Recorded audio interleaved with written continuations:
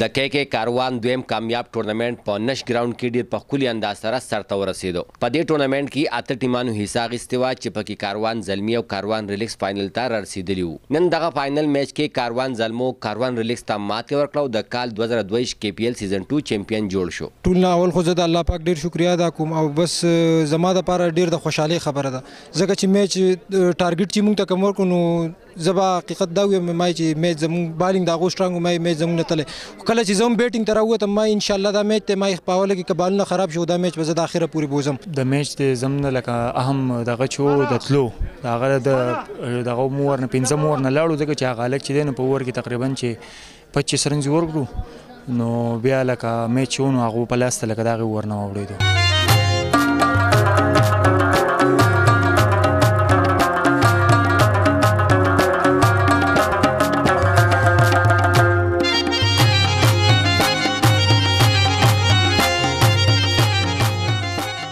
یقینا ډیر ښه اول خو مبارکباد ورکوم ارګنایزینګ کمیټې له چې هغو ډیر ښه په طریقه باندې دا KPL 2 سیزن 2 منعقد کو او ډیر ښه میچونه پکې وشو او موږ ته پته ولګېده چې زموږ په دې علاقه کې دومره ټیلنټ شته چې هغه بهر لوبېدی شي. د ټورنمنټ های سکورر چې کوم دی نو هغه هم زموږ ټیم ابوبکر ماشاءالله هغه هم ښه دغه کړی دی. بالینګ اټیک وګورو نو بالینګ اټیک هم زموږ ټیم چې دی نو اورال پرفارمنس چې دی د هغې ډېر زیات زبردست و او زه چې دی دا د دې ستاسو د کیمرې په توسط سره چې دی زه خپل ټول کاروان که زلمي دي که ریلیکس دي که ټایګرز دي دا زموږ ټول چې دی یو کاروان دی او دې ټولو ته مبارکي ورکوم.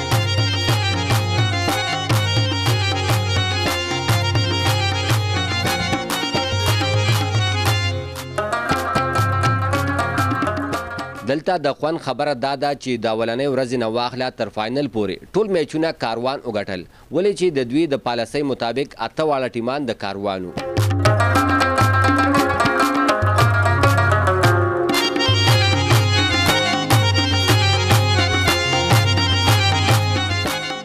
فاینل میچ کې د KK کاروان مشرانو په ښه لوبه کولو باندې تکړه لوبغاړو ته نغدي روپۍ او ایوارډونه ورکړل. د دې سره سره راغلي مېلمنو ته هم د غرونو په لمن کې د رنګارنګ میچ د یاد ساتلو لپاره ایوارډونه ورکړلی شو.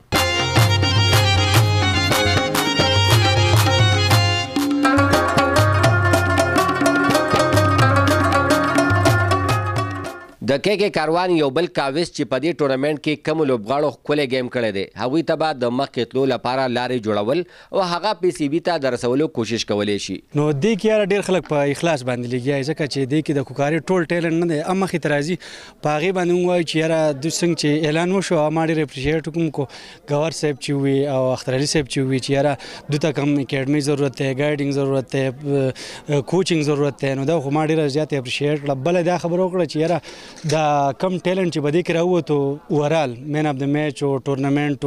دا یو قسمه موږ سره چانس شو